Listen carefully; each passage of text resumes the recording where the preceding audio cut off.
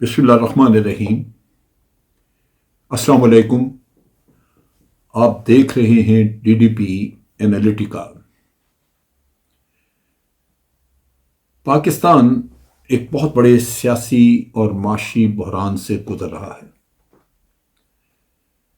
माशी बहरान आम आदमी की ज़िंदगी पे बहुत बुरा असर डाल रहा है और महंगाई जिस तरह की है और हर रोज़ जिस तरह कीमतें बढ़ती हैं अशिया खुर्दनी की खसूसी तौर पे, तो उससे यही गुमान पैदा होता है कि ज़िंदगी वाकई बहुत मुश्किल है, क्योंकि लोगों की आमदन तो बढ़ी नहीं लेकिन अखराजात बढ़ गए।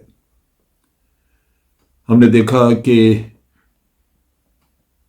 यहाँ पे कोविड की वबा आई और हमारे लोगों ने कोविड के इलाज के लिए जो मेडिसिन्स, इंजेक्शंस वगैरह जो चाहिए थे, जो डॉक्टर कहते थे कि वो इस्तेमाल होंगे, बाज़ार से लेके आए, वो बाज़ार में नापैद हुए और फिर जिन लोगों ने वो छुपाए हुए थे उन्होंने ब्लैक में कई की गुना कीमत, 20-20 गुना कीमत बढ़ा के उनको बेचना शुरू किया, यानी इंसानी जिंदगियों पे सौदा किया।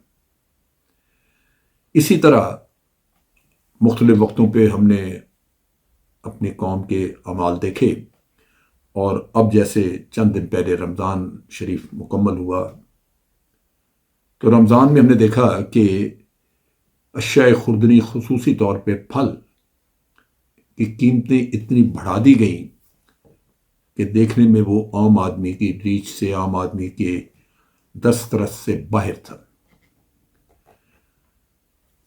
महंगाई, आमदन की कमी और उसके साथ साथ लोगों की ब्लैक मार्केटिंग, लूटमार,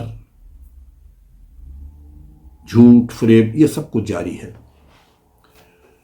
जब कीमतें इतनी चढ़ गई और महंगाई आसमान को छूने लगी और उसके साथ साथ आमदन न बढ़ी, तो मैं सोचा करता था कि लाजमन पाकिस्तान के लोग सड़कों पर निकलेंगे, एहतजाज करेंगे। आपने श्रीलंका में देखा कि जैसे ही मुश्किलात बढ़ी तो लोग सड़कों पे भी आए और उन्होंने मोहल्लात पे हमला करके कब्जा कर लिया। यहां पे बेहिसी का ये आलम है कि यहां पे कोई किसी को फिक्र ही नहीं। फिर क्या हम वैसे ही महंगाई का रोना रोते रहते हैं? लोगों के पास आमदनी का जरिया है क्या? कैसे वो करते हैं? मैं इस नतीजे पे पहुंचा, जो मैंने थोड़ी रिसर्च की तो मैंने देखा कि बिजली के रेट बढ़ते हैं तो बिजली की चोरी बढ़ जाती है। अगर किसी आदमी को मजदूरी करता था और उसका अब उस कमाई में गुजारा नहीं हो रहा तो सड़कों पे भिखारी ज्यादा बढ़ गए। हर चौक में आपको सैकड़ों के हिसाब से भिखारी खड़े नजर आते हैं और वो लाजमन भीख लेके इतने पैसे बना लेते हैं कि उनको कुछ करने की जरूरत नहीं। अगर आप उसे कहें कि चल के काम कर तो वो आपका मुंह देख के भाग जाता है। लेकिन इसके साथ साथ एक और जो इस मुल्क के साथ बड़ी ज्यादती हुई वो ये कि एक तबका ऐसा है जिसने कि स्मगलिंग की तरफ तवज्जो दी और इतनी बढ़ा दी कि उसमें आमदन हर किसी के हिस्से में जानी शुरू हुई और लूटमार में सब राजी हो गए। अफगानिस्तान की तरफ स्मगलिंग हो रही है, हर चीज, चीनी भी जाती है वहां पे, डॉलर भी जाते हैं वहां पे, गंदम, आटा, अशिया खुर्दनोश, ये सब वहां जा रही हैं। इस पे गवर्नमेंट को कोई रेवेन्यू नहीं मिलता। ये ट्रकों में छुपा के लेके जाते हैं और फिर जो जिम्मेदारान वो वहां पे फ्रंटियर कोर के हैं या वहां पे कस्टम के लोग हैं, वो सब अपना हिस्सा लेके इनको जाने देते हैं। ईरान से ईरानी प्रोडक्ट्स, खास तौर पे डीजल, पेट्रोल वगैरह, वो बेतहाशा स्मगल हो रहा है। ऐसा नहीं है कि आपको नजर नहीं आता, कोई छुपा के लेके जा रहा है। जो वहां की वीडियोज आई हैं उससे नजर आता है कि ट्रकों की लाइनें लगी हुई हैं, यानी रोजाना का 200 ट्रक नहीं, शायद 1000-1500 ट्रक आता जाता हो जो वहां से स्मगलिंग करके लेके आता है। لیکن کوئی حکومت اس کو روکنے کو تیار نہیں. کیوں؟ کہ سب کے اوپر تک سب حصہ لے رہے ہوں گے اس چیز کا.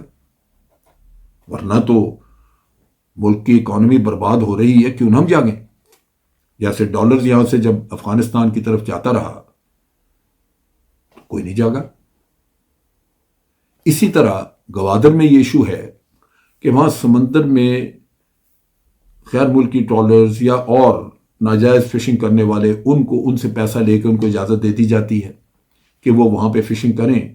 چنانچہ جو لوکل ماہی گیر ہیں وہ بیچارے بے روزگار ہو جاتے ہیں، لیکن کوئی پیسہ کما جاتا ہے. ان چیزوں کی وجہ سے لگتا ہے کہ حقیقتاً ہمارے اندر وہ خوبی کوئی نہیں رہی جو کسی زندہ قوم میں ہوتی ہے. یہ کوئی اچھی بات نہیں، یہ افسوس کی بات ہے، پریشانی اور تکلیف کی بات ہے، کیونکہ یہ وطن ہے تو ہم ہیں. اس وطن کی سروائیول صرف ایک چیز پہ نہیں ہے. اس وطن کی سروائیول کے لیے بہت کچھ ہے. اس کی معاشیات بھی ہے، اس میں رول آف لا، قانون کی حکمرانی، اس میں اچھی گورننس، اس میں رشوت کا نہ ہونا، چوری چکاری کا بند ہونا. یہ ساری چیزیں ہمیں ضرورت ہے. میں حیران ہوتا ہوں اور افسوس بھی ہوتا ہے کہ آج رشوت جو ہے اس کو برا سمجھا نہیں جا رہا. رشوت کے بارے میں کوئی ہم ایسا بیان نہیں سنتے جہاں سے کوئی نظر آئے کہ اس پہ واقعی کوئی نفرت ہے. ایک وقت تھا کہ اگر کوئی میجسٹریٹ، جج یا کوئی شخص رشوت کھاتا تھا تو اس کے گھر اس کی بیٹی سے بیاہنے کوئی نہیں جاتا تھا. لوگ کہتے تھے کہ یہ رشوت خور ہے، حرام کے پیسے پہ پلنے والوں کے ساتھ کیا رشتہ باندھنا. آج تو پوچھتا ہی کوئی نہیں. یہ جو باتیں میں کر رہا ہوں یہ میں ایک مختصر سی تصویر کشی کر رہا ہوں اپنے ملک کے ان حالات کی جہاں میں سمجھتا ہوں کہ اخلاقی گراوٹ حد تک ہماری صفوں میں آ چکی ہے. اور اسی اخلاقی گراوٹ کی وجہ سے آپ دیکھتے ہیں کہ لوگوں کی آڈیو ویڈیوز ننگی، ان کی گفتگو گھریلو عورتوں کی، یہ بھی سب میدان میں لائی جا رہی ہے. اخلاقی گراوٹ نہیں تو اور کیا ہے. اسی طرح ایک بڑی دلچسپ سی تحریر، اللہ جانے کس کی ہے لیکن میری نظر سے گزری. میں وہ تحریر یہاں پڑھ کے بیان کرتا ہوں، اس کو آپ کی نظر کرتا ہوں، اور میں چاہوں گا کہ جو ناظرین ہیں، جو ہمارے اس ویڈیو کو دیکھنے والے ہیں، وہ اس پہ ضرور اپنی رائے دیں اس تحریر کو سننے کے بعد کہ یہ کس حد تک لکھنے والے نے اس پہ حقیقت جو ہے وہ اس کو درج کیا ہے. وہ لکھتے ہیں کہ جب کئی سال کے بعد دنیا کی تاریخ لکھی جائے گی تو ایک قوم جس کا نام ہوگا المجرمین پاکستان، ان کے بارے میں بھی کچھ نہ کچھ لکھا جائے گا. وہ کہتے ہیں کہ مورخ لکھے گا کہ قوم عاد، قوم سمود اور قوم لوط، ان کے سارے مجموعی گناہ اس قوم میں پائے جاتے تھے جس کو یہ المجرمین الپاکستان کہتے ہیں. یہ ایک ایسی قوم تھی جو نام تو اللہ کا لیتی تھی مگر مانتی اپنے اپنے اعلی کاروں کی باتوں کا تھی. قرآن کو اپنی کتاب مانتی تھی پر عمل کے لیے انسانی ہاتھ کی لکھی ہوئی کتابوں پر یقین رکھتی تھی. یہ ایک ایسی قوم تھی جس کو تعلیم صرف جاہل بنانے کے لیے دی جاتی تھی. ایک ایسی قوم تھی جس کے مذہبی پیشوا خود تو دنیا کی ہر آسائش سے لطف اندوز ہوتے تھے مگر ان کو غربت، افلاس کے فائدے بتا کر جنت کے ٹکٹ دیا کرتے تھے.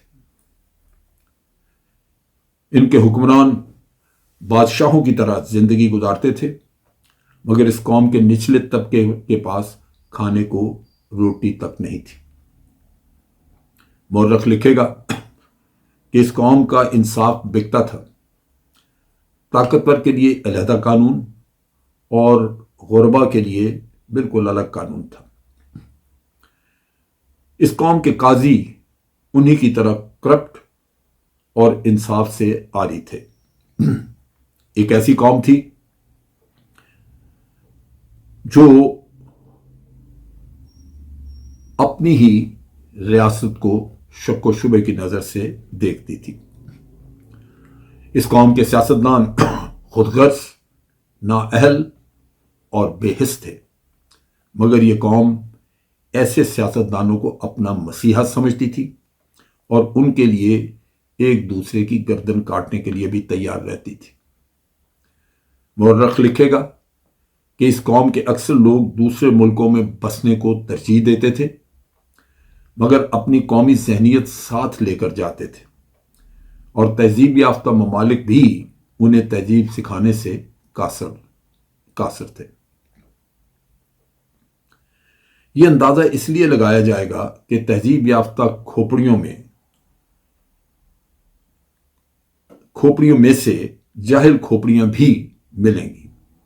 ایک ایسی قوم تھی جو لمبی لمبی دعائیں اور بد دعائیں تو کرتی تھی، مگر اس کے عملی کردار انتہائی ناگفتگو اور بیہودہ تھے۔ ایک ایسی قوم تھی جس میں حرام خور عزت دار کہلاتے تھے اور محنت کر کے کھانے والے کمین کہلاتے تھے۔ آخر میں وہ لکھتے ہیں کہ آنے والے وقت میں اس قوم کو المجرمین پاکستان کا نام دیا جائے گا۔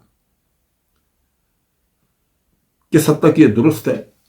میں نے تمہید میں ذکر کیا کہ جو ہمارے آج کے اعمال ہیں، جو بے حسی ہے، جو ہم مالی بدعنوانیوں میں ملوث ہیں، اخلاقی بدعنوانیوں میں ملوث ہیں، اپنے دین سے دور ہٹ چکے ہیں، یہ ساری چیزیں بالکل انہی قوموں کے وتیرے بھی تھے جن کے اوپر اللہ تعالیٰ کی طرف سے عذاب آیا۔ دیکھنے کی بات یہ ہے کہ کیا ہم کسی عذاب کے منتظر ہیں، یا ہم عذاب آنے سے پہلے اپنے اعمال درست کر لیں گے تاکہ اس دنیا میں پنپنے کا کوئی جواز ہمارے پاس بھی موجود ہو۔ اب تک کے لیے اتنا ہی۔ افواج پاکستان زندہ باد، پاکستان پائندہ باد۔